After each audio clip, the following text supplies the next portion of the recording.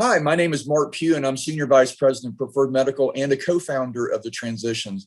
I'm really pleased today to profile in this video someone in the rising generation whose profile and courage and life purpose fits in perfectly with the evolving advocacy-based work comp model. I want to introduce you to Dylan Finn, but I first want to give you a little bit of background and then allow him to kind of put it in his own words. He just turned 22, so he's definitely in that Gen Z. He grew up 3 blocks away from the beach in Seagirt, New Jersey, in a very tight-knit family. He played basketball and baseball in high school and intramurals, as we talked about, in college. And he was very socially active with a solid group of friends. And I want to just reiterate and underscore the fact that a foundational concept for Dylan is really the human connection. And you're going to see that and hear that throughout his comments through here. He is a rising senior at the College of Charleston in South Carolina, studying hospitality and tourism, but he has a renewed passion and interest in helping others because in October of 2020, he experienced a traumatic brain injury from which he's still recovering. The good news is that he's almost done with therapy and feels like he's on a great place right now, but the last year has been very difficult. And how I got in touch with him is he's operating as a summer intern at Carisk Partners. So I'm really honored, Dylan, to have you share your story. Welcome to this video. Thank you. So how has your life changed in the last 12 months? We first had COVID, which we all suffered through, and then obviously you had the traumatic brain injury. Okay, well, when COVID hit, it was much different for me. I spent my 21st summer, not doing much, staying in the house. Got down to Charleston in August for school. I was taking 5 classes online. Not really leaving the house much. I had friends over my house, go to their house, but we couldn't really go anywhere.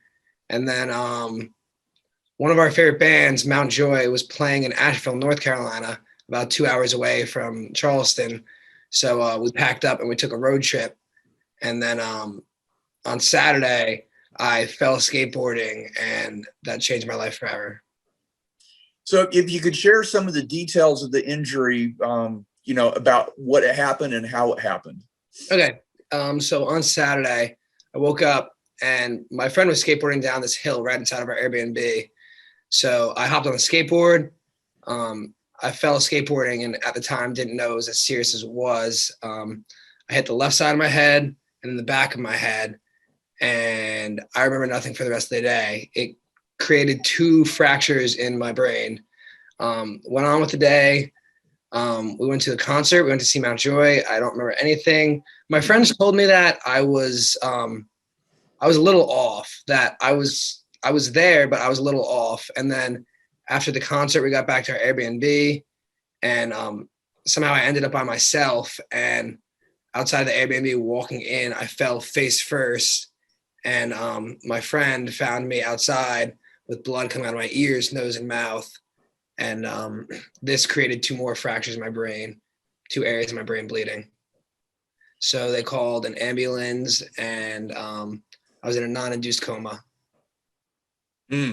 Wow, that's a lot. So there really wasn't any physical evidence of an injury once you first fell off the skateboard.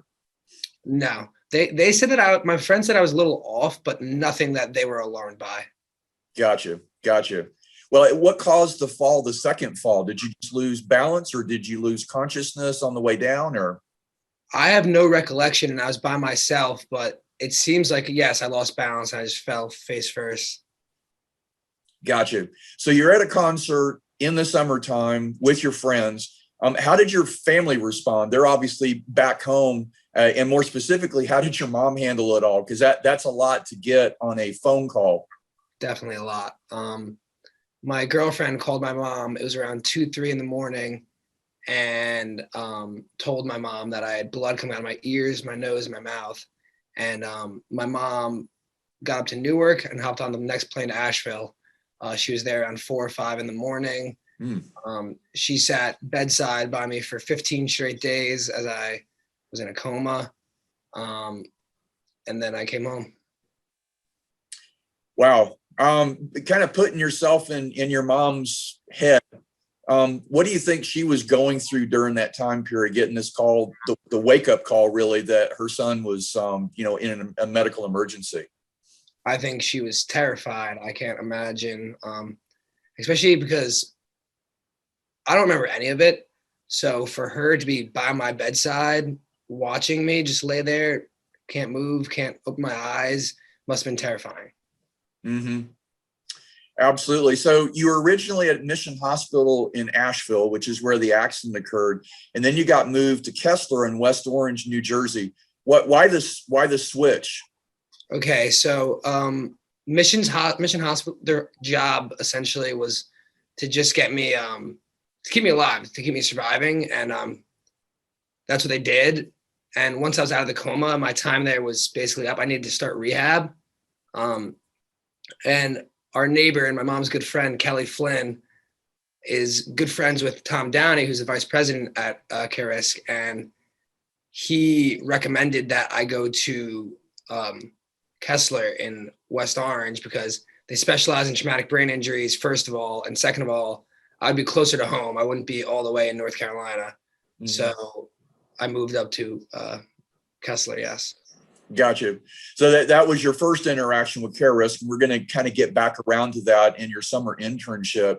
So there's a lot of effort in transfer of care, a lot of paperwork, I'm sure, dealing with insurance. From what I understood, it was a very interesting kind of flight to get from place. Can you kind of explain, and maybe you don't remember it all, maybe it's, more recollection through other people, but what was that process like of transferring from one hospital to another? Yeah. So it's like you said, I have no recollection of it, just been told. They had to fly me from Asheville to West Orange, but they were nervous about my brain being on a plane. I couldn't be that high of altitude with my brain. So one of my good friends, my roommate at Charleston, started a GoFundMe page, and he saved me. It raised a lot of money for my family. So my mom was able to hire or rent out a plane, or a jet, I should say, not a plane, a jet. And we flew at a low altitude from Asheville to West Orange. And you don't remember any of that? I do not, no. So when the doctors at Kessler told you and your mom kind of what to expect, and these doctors in this hospital, as you said, really specialize in TBI, and they talk about the short term, the near term, the long term recovery aspects. What did they say? And maybe even just as importantly, how did they say it? Because bedside manner is so important for someone who's scared, your mom, your family, your friends, yourself as you're coming out of it. So number one, what did they tell you? And then can you remember how they relayed that to you so you kind of understood it? Yeah. Well, first of all, before I even got to Kessler, when I was in a coma, the doctors in Mission Hospital told my mom that there was a 90% chance I wasn't going to survive. Wow. They straight up just told her it wasn't looking bright for me and it wasn't looking good. And once I did and I got to Kessler, then they told my mom I wasn't speaking, I wasn't walking, I was in a diaper and I had a feeding tube. And they told my mom that it could take 6 months to a year, if ever, that I would speak or walk again. So the hope was very dismal and it wasn't looking bright. I actually ended up speaking and walking in 2 months. What do you attribute that to? It's a good question. I would say that the therapy I had, I think Kessler's therapy was amazing. I don't remember much, but I do remember that I was doing physical therapy with them and I couldn't walk at the time. I was still in a wheelchair and they would walk with me. They would basically carry me through the physical therapy room. And it was baby steps. That was my first step. Gotcha.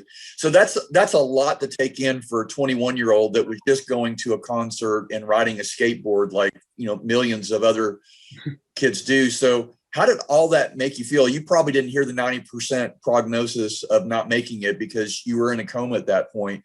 But then when they're talking about, well, if he ever walks, if ever talks again, and then, well, if he does, it's going to be, 6 months to a year. And then they see the how did that make you feel? My short-term memory is what is struggling the most with my recovery. So I don't have a lot to recall from it, but I was scared and I was at a very low point. I didn't have much hope. And my mom wasn't allowed at the Kessler in West Orange because of COVID. They were making her stay home for 2 weeks. So according to my mom, I was calling her 10 times a day, just asking why I was there. I was confused. I didn't think I had any reason to be there, but I clearly did. Mhm. I was very confused. Well, I guess maybe not having good short-term memory in that particular case is not a bad thing, right? I like to believe that, yeah. Yeah. Do you find that there were some memories stored through this process that are starting to come back, that you were actually processing stuff and storing it, or is that just going to be a completely blank slate for the rest of your life? For the most part, it is a blank slate, and like you say, I think it's a good thing. I do have one recollection from Kessler in West Orange, and my lights turned on. I was playing bingo in the cafeteria, and I realized I was the only person under the age of probably 75. I was like, how did I end up here? Like, what am I doing? That is the one recollection I have. Gotcha. Well, that one will definitely stay with you for a while, unfortunately. Yeah, definitely. Yeah. So, I mean, there's a lot of stuff going through your mind, obviously, as you become more and more aware of what's happening and what you're trying to accomplish from a therapy standpoint. Completely understandable that you'd be scared, that you wouldn't necessarily know, what the future holds, and the future being like tomorrow, in addition to, like graduating from college. The good news is you've made a significant recovery, and we talked that really the only thing that you have right now is a short-term memory. You're walking, obviously you're talking. You're going to play basketball again, although you said you might not be as good at the shooting guard as you were before. But, can you tell me about that recovery process? There were a lot of people obviously engaged in that: physical therapy, occupational therapy, speech therapy, all that. Can you, from what you can recall, how did that process go, and how did you see kind of the prognosis increase and get better over time? Yeah, definitely. It didn't start off pretty. I was doing 3 hours, 3 days a week. I was doing physical therapy, cognitive therapy, and speech therapy. And like I said, I was still in a diaper. I had a feeding tube. I could barely walk. So my physical therapy was literally just me walking. And my cognitive therapy and speech, I was mostly just doing simple math that you learn in first grade. I was doing 4+7, 5+8, and it was difficult for me. Looking back, it's scary to look back at that. I was doing simple math, and they were just helping me in speech, just speaking, getting sentences across, getting words out. And I've made a lot of progress since then. Well, you talked about being in a diaper, and it sounds like a lot of the stuff that you were going through was almost like an infant, right? Learning again how to feed yourself, how to talk, how to walk. Yes, good way of putting it. Weird feeling for someone who's 21 years old and very able-bodied up to that point. Yeah, yes, it was. But I was so out of it and confused that I didn't really think much of it. I was going along with it. I was doing it. Gotcha. Well, again, that may have been a good thing during the time, as you didn't really quite understand the full ramifications of what was going on there. Yes. So what's been the biggest challenge as you've gone through that therapy? What's the thing that you go back to and go, man, that was the hardest hill to climb. That was the hardest 4+4 to what was the biggest challenge, do you think? Okay. Well, definitely the biggest challenge for me was just accepting it. Being able to, especially nowadays with social media and technology, I was spending my Friday and Saturday nights on the couch with my parents watching basketball while I'm seeing videos of my friends just going out, going to bars. They're all 21 now, going to bars and having fun. And I'm sitting on the couch with my parents. And I'm spending my weekdays going to therapy for 3 hours every day. It was very difficult for me to accept it. I felt like I was at a very, very low point. I was at a breaking point. And just to add more of a mess to the mess that there already was, my girlfriend broke up with me in January, and I already felt like I was at low, and then that happened. So what I had to do was I had to tell myself, like, this is my new normal. This is the way I got to live. And I'm not just going to accept it. I'm going to work through it as hard as I can. Gotcha. Well, and mindset is so important to recovery. And it sounds like the recovery was as much or even more emotional and psychological, and where you're at, and feeling left out, and then your girlfriend breaks up with you and all that kind of stuff. How did you manage your mindset during that process? Because it sounds like there was a point in time where it's like, I can't deal with this anymore. What was the turning point that goes to your point that you said, I'm not just going to accept it, I'm going to move forward, and I'm going to get back to a different new normal?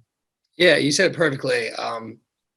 It hit like a very dark point where I almost couldn't even really appreciate the fact that I lived through it. Like, it was hard for me to accept it and appreciate it.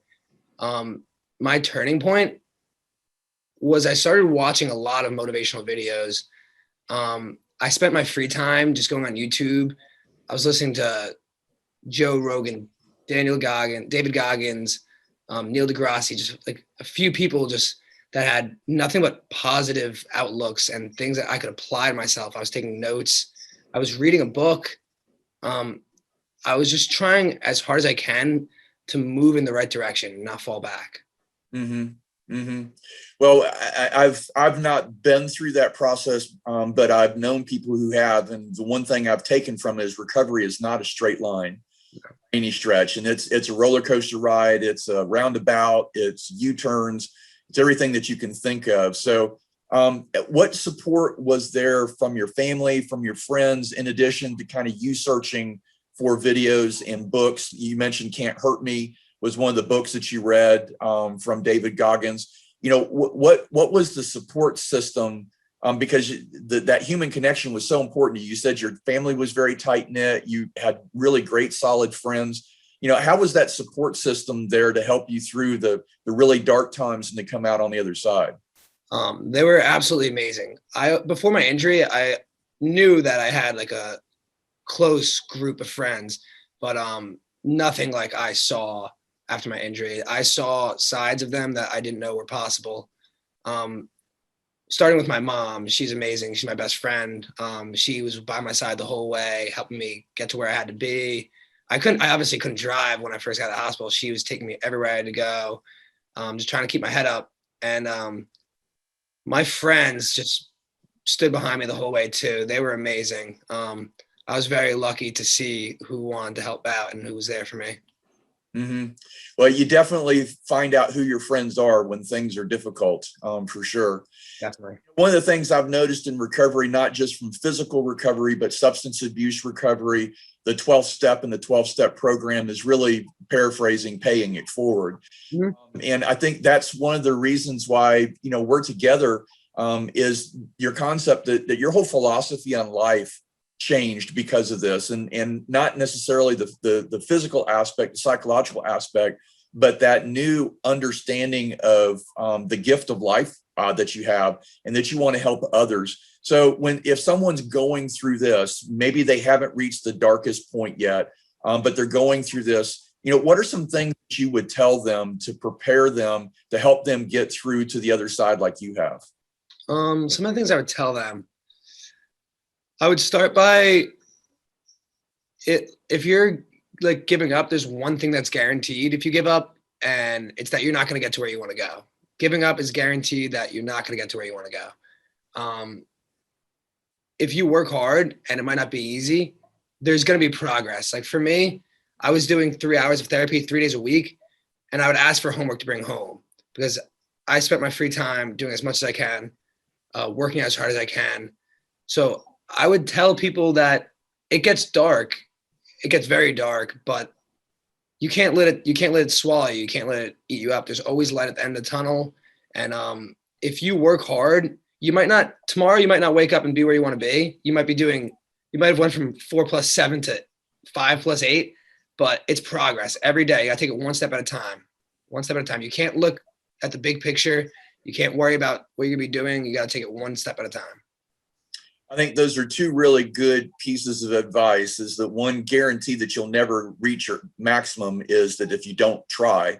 And secondly, you can't look at and be consumed by the big picture. You really need to have that micro focus on moment by moment, day by day, week by week, right? Definitely.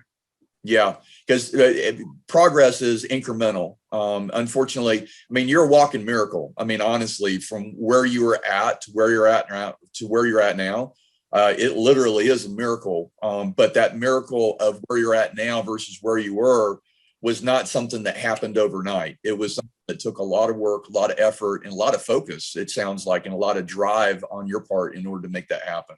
Yes, wasn't easy. So what have you learned about yourself? Because one of those things when you're going through that dark time and then coming out, you kind of tend to be a little bit more introspective. You're not really focused on doing the fun stuff and doing the regular stuff. So what kind of things when you were by yourself and were kind of looking at your gut and going, okay, what do I want? What were some of the things that you learned about yourself?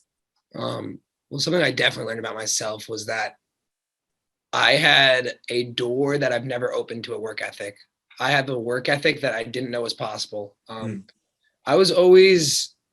always had a good work ethic. I was always hardworking. I played 2 sports. I was a good student, and I did what I had to do to be successful. But when you hit rock bottom and you have no other option besides going up, I did everything I could to go up, and I learned that I am a very, very hardworking person. Gotcha. And I'm assuming that work ethic is going to stick with you because you learned what the value of that is, right? Definitely.